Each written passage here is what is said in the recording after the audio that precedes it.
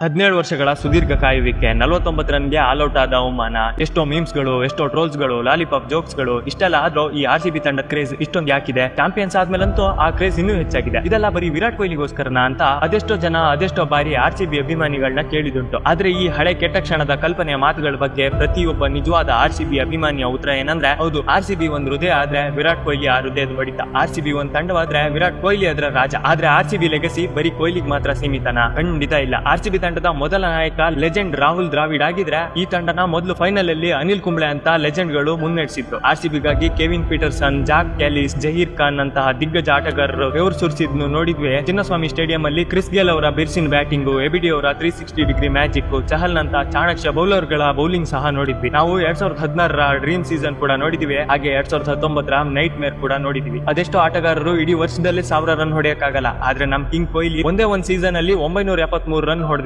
ಆದ್ರೆ ದುರಾದೃಷ್ಟವಶಾತ್ ನಾವು ಆ ಸೀಸನ್ ಫೈನಲ್ ಅಲ್ಲಿ ಸೋತಿದ್ವಿ. ವಿರಾಟ್ ಕೊಹ್ಲಿ ಮುಂದೆ ಅದೆಷ್ಟೋ ಬಾರಿ ಬೇರೆ ಬೇರೆ ತಂಡಗಳು ಕೋಟಿ ಕೋಟಿ ಸುರಿಯಕ್ಕೆ ಸಿದ್ಧ ಇದ್ರು. ನಮ್ ಕಿಂಗ್ ಕೊಹ್ಲಿ RCB ಬಿಟ್ಟು ಹೋಗ್ಲಿಲ್ಲ. ನೋವು, ಅಪಹಾಸ್ಯ, ಅವಮಾನ, ಟೀಕೆಗಳ ನಡುವೆ ಬೆಟ್ಟದಂತೆ ತಂಡದ ಜೊತೆ ನಿಂತು 18 ವರ್ಷದ ನಂತರ ಕಪ್ ಗೆದ್ದು ಎಳೆ ಮಗುವಿನಂತೆ ಕಣ್ಣೀರಿಟ್ಟು RCB ತಂಡದ ಅಭಿಮಾನಿಗಳ ಮನಸ್ಸಲ್ಲಿ ಅಚ್ಚಳಿಯದೆ ಉಳಿಯುವ ಒಂದು ಕ್ಷಣನ ಸೃಷ್ಟಿ ಮಾಡಿಕೊಟ್ರು. ಇದೇ ಅಲ್ವಾ ನಿಜವಾದ ನಿಯತ್ ಅಂದ್ರೆ? ಈ ತಂಡ ಬರೀ ಆಟಗಾರರಿಂದ ಕಟ್ಟಿದಲ್ಲ, ಕೋಟ್ಯಾಂತರ ಅಭಿಮಾನಿಗಳ ಎಮೋಷನ್ಸ್ ಇಂದ ಕಟ್ಟಿದ್ದು. ಪ್ರತಿ ಮ್ಯಾಚ್ ಅಲ್ಲೂ ರನ್ಗಳ ಸುರಿಮಳೆ ಸುರಿಯುವಾಗ, ಎದುರಾಳಿ ತಂಡನ ಮಣ್ಮುಗಿಸುವಾಗ, ಕೊನೆಗೆ ಚಾಂಪಿಯನ್ ಆಗಿ ಕಪ್ ಎತ್ತುವಾಗ ನಾವು ಈ ತಂಡ ಮನಸ್ಸೋಲ್ದೆ ಇರಕ್ಕೆ ಹೇಗ್ ಸಾಧ್ಯ? ಈ ಸಲ ಕಪ್ ನಮ್ದೆ ಅಂತ ಎದೆ ತಟ್ಟಿ ಕೂಗದೆ ಇರಕ್ಕೆ ಹೇಗ್ ಸಾಧ್ಯ? ನೀವೇ ಹೇಳಿ. ಈ ತಂಡದ ಅಭಿಮಾನಿ ಬಳಗ ಇಂದು ಕೃಣಾಲ್ ಪಾಂಡ್ಯರವರ ಕ್ಲಚ್ ಪರ್ಫಾರ್ಮೆನ್ಸ್ ನೋಡಿ ಖುಷಿ ಪಟ್ಟಿದ್ದು ಉಂಟು. ಅದೇ ರೀತಿ 16 ಬಾರಿ ನಮ್ಮವರೇ ಜೋಕಾಗಿದ್ದು ನೋಡಿ ಭಾವುಕರಾಗಿ ಕಣ್ಣೀರ್ ಹಾಕಿದ್ದು ಉಂಟು. ಕಿಮ್ ಡೇವಿಡ್, ರೊಮಾರಿಯೋ, DK ಅಂತಹ ಆಟಗಾರರ ಫಿನಿಶಿಂಗ್ ನೋಡಿದಿವಿ. ರಜತ್ ಪಟಿದಾರ್ ಕಪ್ ಎತ್ತಿ ಗೆಲುವಿನ ನಗೆ ಬೀರಿದ್ನು ನೋಡಿದಿವಿ. ಹಿಂದೆ ಕೊಹ್ಲಿ, ಫ್ಯಾಬ್, ಎಬಿಡಿ ಅನುಭವಿಸಿದ ಸೋಲಿನ ಸಂಕಟನೂ ನೋಡಿದಿವಿ. 2016ರಲ್ಲಿ ನಮ್ ಕನಸು ಕಸಿದ ಭುವನೇಶ್ವರ್ ಕುಮಾರ್ ಅವರೇ ಇವತ್ತು ನಮಗಾಗಿ ಬೌಲಿಂಗ್ ಮಾಡುವಾಗ, ವಿಕೆಟ್ ಕೀಳುವಾಗ ನಮ್ಗೆ ರೋಮಾಂಚನ ಆಗದೆ ಇರುತ್ತಾ? ಈ ತಂಡದ ಅಭಿಮಾನಿಗಳು ಗೆದ್ದಾಗ ಖುಷಿ ಪಟ್ಟಿದಷ್ಟೇ ಅಲ್ಲದೆ ಅದೆಷ್ಟೋ ಬಾರಿ ಸೋತ ರಾತ್ರಿ ಸಿಟ್ಟಿನಿಂದ ಕಣ್ಣೀರಿಟ್ಟು ಭಾವುಕರಾಗಿ ಮಲಗಿದ್ದು ಉಂಟು. ಮತ್ತೆ ಬೆಳಿಗ್ಗೆ ಎದ್ದು 6 ಸಲ ಸೋತ್ರು RCBನೇ, 60 ಸಲ ಸೋತ್ರು RCBನೇ ಅಂತ